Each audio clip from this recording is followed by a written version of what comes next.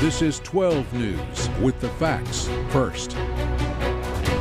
Good evening and welcome into 12 News at 6. We start with new developments today in connection to the ongoing controversy at the Salina Animal Shelter. A community advocate says documents she received through an open records request revealing information improperly hidden from the public. As Gabrielle Hernandez explained, she's taking those findings to city leaders.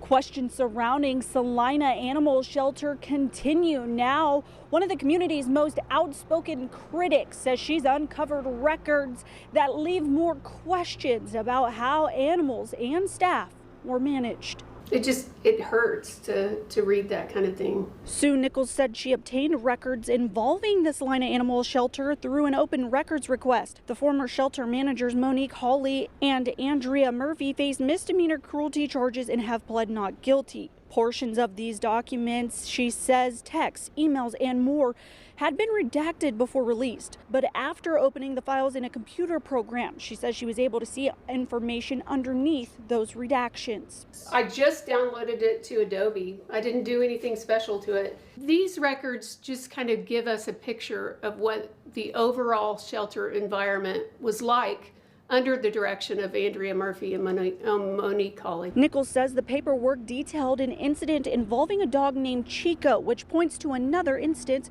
where shelter animals deserved more. She did a necropsy on it and discovered that it had 2 foot of bedding in its bowels. So it had been laying in this kennel suffering for a number of days. And it says if it would have been addressed earlier in the week, outcome might have been different. She says she hopes bringing these to city leaders will bring awareness to the management conditions at the time and how things need to change in the future.